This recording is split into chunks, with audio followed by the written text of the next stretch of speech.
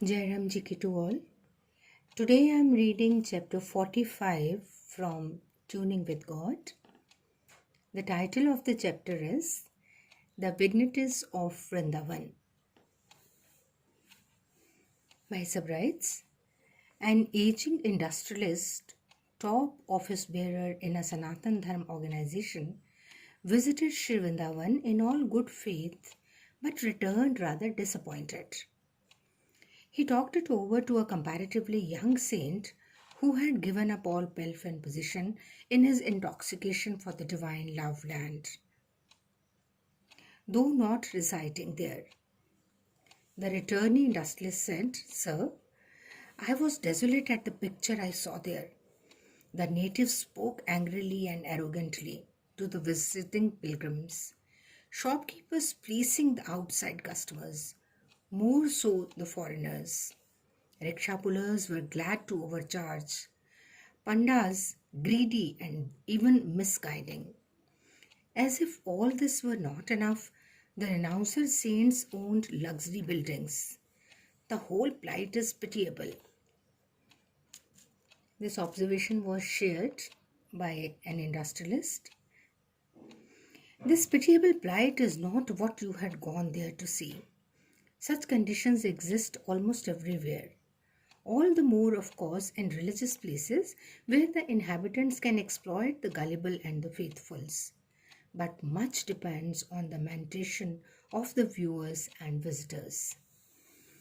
Vrindavan presents different pictures to different persons.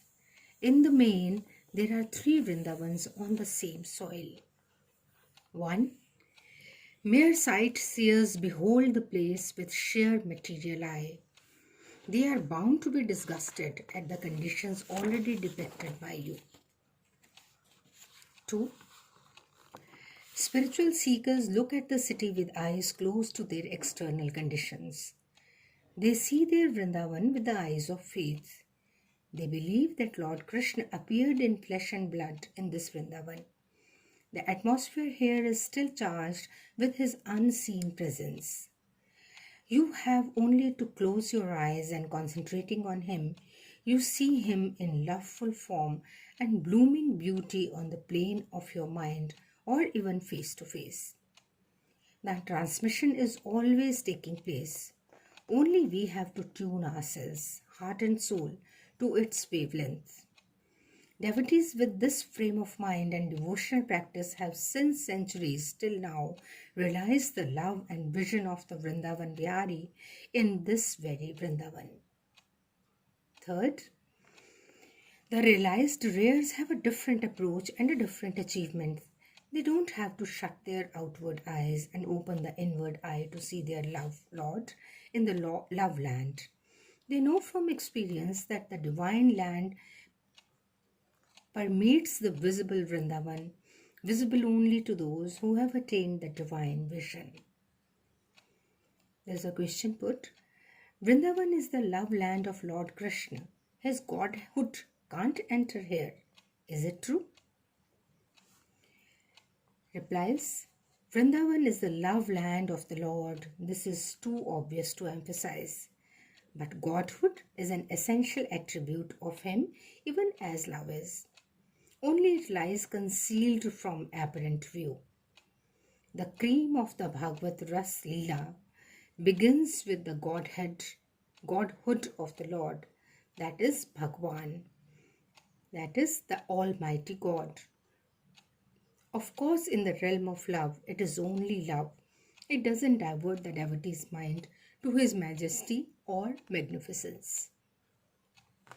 Another question. Is it true that there is no difference between the material, the visible, and the eternal divine Vrindavan? To this, Mysab replies, of course, none, in the sense that one with divine eye sees divine Vrindavan here itself. If we don't, the reason is that we have not yet imbibed the divine eye. For those still striving and seeking, certain facts have to be appreciated. First, this Vrindavan is symbolical of, not synonymous with, the external Vrindavan. Saint Hanuman Prasad Poddar of Gorakhpur makes this a point in his Radha Madhav Chintan. Lord Krishna incarnated here in full form, in the divine abode. He doesn't incarnate, he's very much there all the time. It was from there that he came here, stayed, and returned hitherto. Second, during the time of incarnation, Sri Krishna spent his first over 11 years in Vrindavan. Then he stayed in Mathura and Dwarka. No such shifting takes place in the divine abode, as he need go nowhere out from there. Third, the eternal abode is above the precincts of history and geography and far above the creation, preservation, and dissolution of the universe. When the great flood engulfs the whole world, including the material Vrindavan, the divine Vrindavan stays intact and takes attained devotees in its lap. Fourth, historically, the Lord incarnate leaves this Vrindavan never to return. The love-lorn gopis live a colorless life even after. But when he shifts to his divine abode, he takes them to it along with. Fifth, the ills and evils prevailing in the present Vrindavan can't touch the shadow of the divine Vrindavan. Sixth, Vrindavan is the beauty spot in Vraj where the Lord spreads the fragrance of his love among his associates. The word Braj means that which is present everywhere. Its manifestation is all the more special where his love-lost live. Hence, Andal, Chaitanya Mahaprabhu, Meera, and some others virtually lived in Vrindavan while geographically living afar. You are in Vrindavan if sitting elsewhere, you are lost in it, says Radha Baba of Gorakhpur in the very first sentence of his Satsang Sudha Mala. Lord Krishna incarnates on the earth to perform such leelas to fascinate the devotees and show them the way to win his love and loveland. He selected Vrindavan for purpose. It is the unexceptional experience and instruction of all loving and leading saints that this Vrindavan is as an affair of course the fit venue for devotional practice, that is sadhana and bhajan, to gain access to the divine Vrindavan.